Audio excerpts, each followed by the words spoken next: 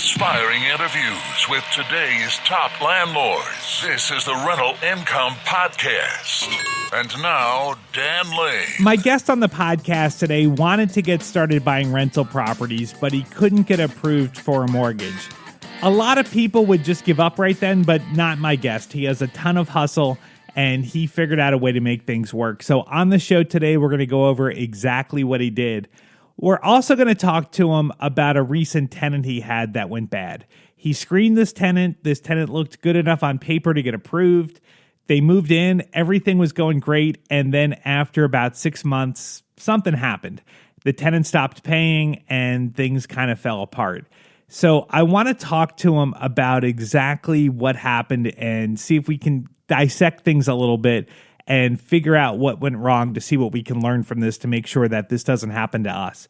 So let's take a real quick break. We'll come back in 30 seconds and we'll meet Cristhian Huamani from Hagerstown, Maryland. Are you on track to achieve your financial goals? Income-producing real estate is the most historically proven way to accumulate wealth and has created more financial freedom than any other means. Norada Real Estate provides everything you need to invest in the best turnkey cash flow rental properties. Our simple, proven system will help you create real wealth and passive monthly income. Get your free strategy session with our knowledgeable investment counselors at noradarealestate.com. That's NORADA realestate.com. Hey, Cristhian, welcome to the podcast. So today you work in real estate full-time. Mm-hmm. You're an agent and you also own rental properties, but you didn't start there. What were you doing right before you got into real estate? Great question, Dan. Yes. And again, thanks for inviting me to the show. I actually was graduate with a computer science degree, and I went to work for the Office of Naval Research in Arlington. I was there as a program analyst for about 9 months. Mm-hmm. And then you weren't happy there. You just realized that that job wasn't for you. Yes, absolutely. Well, graduating, I kind of knew that wasn't my passion, but I figured I'll finish it and then I'll go to work force and then figure out from there. So after the 3rd month, 6th month, I just decided, look, my potential is drained. I'm only doing enough to not get fired. And I just saw a lot of people in the same boat. I didn't want to end up retiring, not doing what I love or using all or most of my potential. So I did decide right there and then to do sales, and particularly real estate sales. Okay. So you got your real estate license, you started selling real estate, and then you wanted to start investing, but you couldn't get approved for a mortgage because banks want to see a 2-year track record when you're self-employed. So tell me what happened. Did you go to some banks and get denied? Yes, actually, I did. I went to a bank, multiple banks, and they all told me that I needed 2 years. Okay. And, the bank wants to minimize the risk, so they want somebody to prove that they have the ability to pay the mortgage. Right, okay. So I was in a position then that I needed to find a way of acquiring properties with my credit was fair, but with basically not going to the bank directly. And I stumbled upon seller financing. Okay. And I learned about it, and I executed on it. And it's a very cool way of acquiring properties without going to the bank. And some use it as a long-term strategy. I use it as a short-term. Well, at that time, I knew that 2-3 years later, I was going to be able to get pre-approved and then switch to traditional financing. So that's what I did then. So seller financing, it's just like it sounds. That the seller is the bank. So you would go to the seller, and instead of telling the seller, I'm going to have a mortgage and you're going to get paid off and you're going to walk away with your cash at settlement, you're going to basically pay them a mortgage payment every month. Correct. So they become the bank, like you said, and all the terms are negotiable. And that's the beautiful thing. People can use this strategy, low credit, no credit, low money, a little bit of money for down payment. Everything is negotiable. The key here, Dan, is having trust from the seller. Okay, the seller needs to know that you have done this before and that you have the ability to pay the mortgage payments. But obviously, the seller might or might not ask for proof of income, et cetera, et cetera. In most cases, they don't. But it all depends on how you negotiate these terms. But it is a beautiful way in which acquiring properties without the bank. Now, not every seller, and I would say probably most sellers aren't a good candidate to approach for seller financing. You're looking for a very specific type of seller. Like, what are you looking for? Okay, I'm looking for owners that have owned that rental property or single family home or multifamily that they've owned it more than 20 years. Okay. Okay. So you That's figure what I in target. 20 years that they have a lot of equity, maybe it's even paid off, but Yes. there's someone that is probably in a position where you could make monthly payments to them. Now, the other benefit to them is when they sell the house, if they have a huge profit in the house and maybe they're an investor, they've owned the property for 20 years, they may have a huge capital gain. And they may be able to spread that gain out over a period of time if you're paying them. So is that something like, do you find that this works best when you're buying properties from investors? Yes, that's correct. Because investors that, you got to remember, they at one point, if they're actually savvy investors and they built a portfolio, that they at one point when they started, they probably used seller financing as well. So they a big majority of them, especially if we're talking multifamily, they have heard or have done seller financing. And they're also, it's very easy. I think they're also like comfortable with the idea of cash flow. So, I mean, say if I bought a property when I'm 30 and I own it for 30 years and now I'm 60, like I've been getting cash flow off that property for 30 years. I might be open to seller financing. Right. That's true. So yeah. that's what I would do. Yeah, if for people that are watching want to get into seller financing, definitely look into people that have owned it for multiple years and that own free and clear. Now, tell me about your first deal. Like, so how did you find it and how did you approach the sellers? So this is a duplex, right? I negotiated. I put in about in this case, 15% down, 4% interest, amortized over 20, and with a 2-year balloon. Remember, I wanted to buy it and then go to the bank traditional. So the seller is getting 15%. So like they're walking away with your down payment at closing. And then you're going to pay them 4% interest on the remaining balance. Okay. Yes, correct. And so you're looking at this as a short-term solution because you knew that in 2 years you would be able to get bank financing. So you told the sellers, look, I'm going to make payments to you for 2 years. And then at the end of 2 years, I'm going to get bank financing and you're going to get cashed out. Exactly. Right? Now, was it hard to convince them of this or were they open to it? Well, it wasn't. They were savvy investors. I mean, they've owned property. They have multiple other properties even up to now, and they've done it in the past. I mean, they were more negotiating on the variables, so they already knew and they were okay with the deal. And then, as far as the paperwork, did the title company do the paperwork for you, or did you hire a real estate attorney? How did that work? Okay, great question. I just do an addendum and I specify the terms of the financing, and then I take that to the title company, and they actually do the actual legal documents.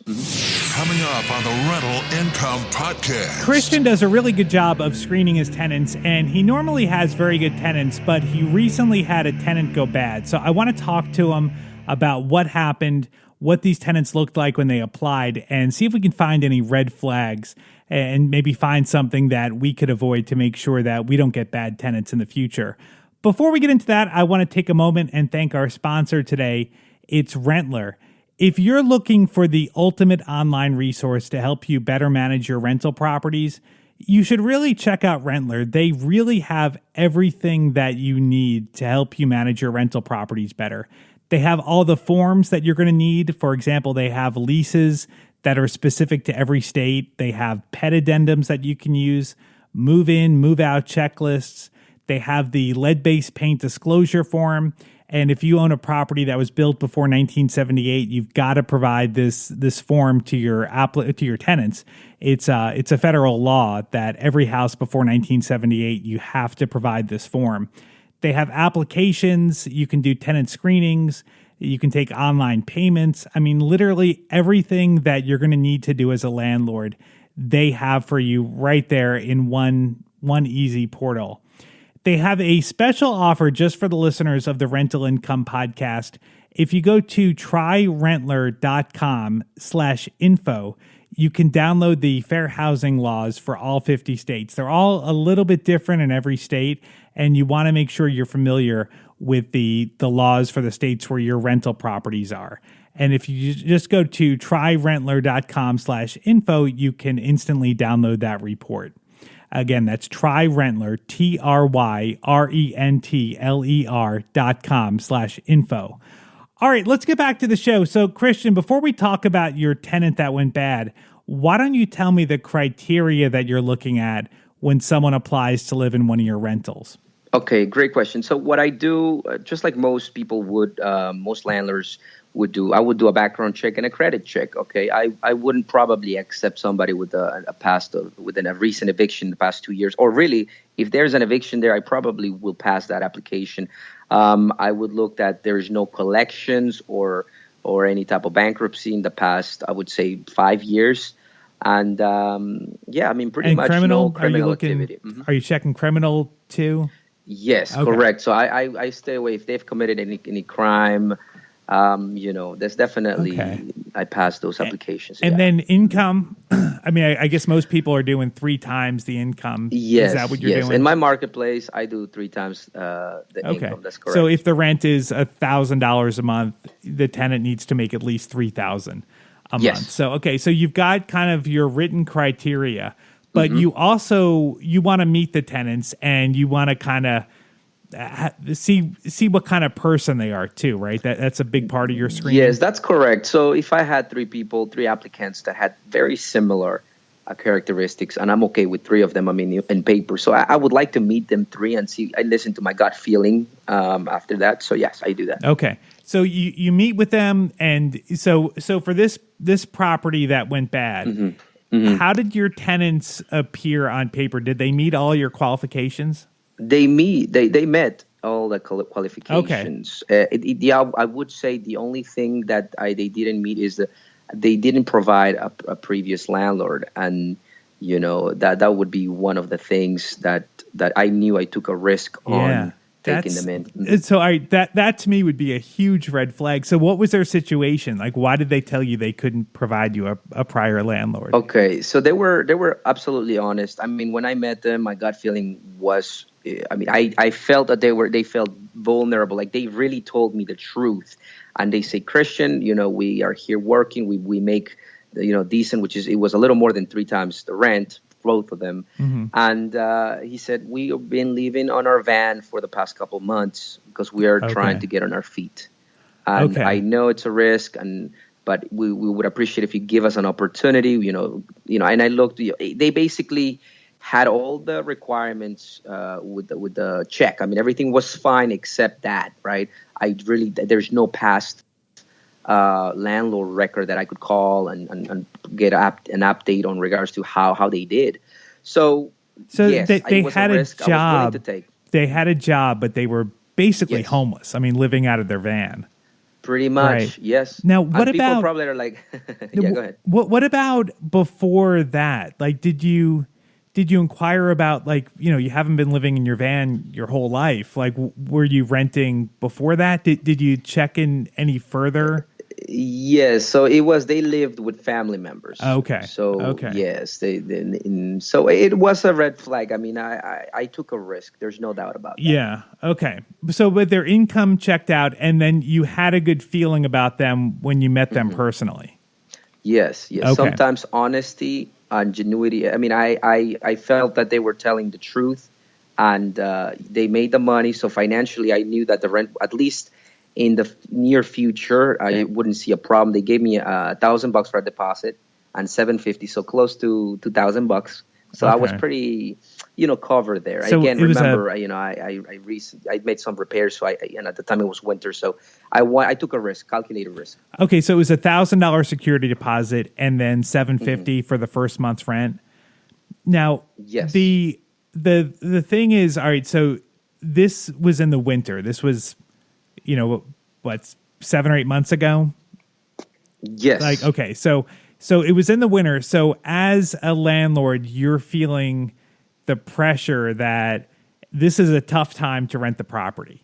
And I've got these tenants here that maybe aren't 100%, but you had a good feeling about them. They had a good job. They could afford the rent. They had the money that you needed to move in. So I think you took a risk that I think a lot of people would take, that, these people maybe aren't 100% perfect, but you don't want the property to sit there vacant through the winter. So you decided Yes, to and take it. that's correct. And I would say first 5 months were beautiful. They communicated, pay on time, the first, if not earlier. But then after the first, the sixth, and the seventh month, they were a little late. And sometimes it happens, right? I mean, the tenants have a life, and XYZ reason they started to pay late. I talked to them, and it didn't work out at the end, but the first 5 months were perfect. What were they telling you? Like that first month that they were late, what was their excuse? Okay, so they were saying about relocation, right? That now he was working 35 minutes farther. Okay. And again, their van spends a lot of gas, and it's just a lot of reasons, but that was the main reason then. Okay. So they got behind that first month. Did they eventually get the rent paid, or? Yes, okay. They did. They struggled for 2 months. Okay. Mm-hmm. And then after that, what happened? They just stopped paying, Yeah. or did they leave, or what happened? Yes, that's a great question. After that, I basically approached him and I said, hey, are you going to be able to make the payments? I mean, you're struggling. I mean, if you need to downsize or find somewhere else. I mean, I just basically told him, can you pay the monthly rent, or are you planning on moving out, or you think you can't afford it? And I mean, I was honest with him, and he was honest with me, and he said, Cristhian, we're going to be moving out by the end of this weekend, right? Okay. So he told me that. I think it was the 7th of that month, and I said, okay. And we agreed that he was going to pay me half the month, which was $400, about $400, a little over half a month. So anyways, yes, they ended up leaving that weekend. Now, going forward, like let's talk about what you've learned, if anything, from this experience. Like I feel like not having a landlord reference would be something that would really kind of make me pause before I rent it to somebody. Like going forward, is that something that you would look at, or do you think if you were in this situation again with the exact same criteria that you would rent to someone without a landlord reference? Absolutely not. I think, although looking back, I took a calculated risk, and I knew that back then I wouldn't do the same unless it was a very similar situation. Okay. But if I can wait longer, I would absolutely look for somewhere else. Okay. Maybe 2 weeks more and see what it goes. Is there anything else you can think of that you would do differently, or do you think this was just bad luck? No, I don't think it's bad luck, Dan. I think the biggest thing is looking at the past track record of the tenant. Okay. And in this case, it's not that I failed to do. I chose not to do it. Yeah. Because I took a calculated risk. Okay. Now, as far as getting the property back, did they do any damage to the property when they left, or did it just need to be cleaned up? Okay. They actually left 80% of their stuff, and there was a little bit of roach issue, and I mean, just basically cleaning up. But Okay. I was able to get $400 from him. We communicated respectfully until the end. And then right now it's clear, it's clean, and it's ready to be rented. So did the security deposit take care of the cleanup and whatever else you had to do? Yes, absolutely. Okay. Absolutely. Awesome. There was no major damage. Okay, in the property. perfect. Awesome. Well, I think this worked out good, and I think the silver lining to this whole thing is that now we're in the summer, and it's a much better time to find yes. another tenant. So you've got the place showing now, and you're looking for a new tenant. That's correct. Yes, Awesome. Dan. Awesome. That's great. Well, Cristhian, thank you so much for coming on the show. I really appreciate your time. If anyone wants to look you up, reach out to you, what's the best way for someone to contact you?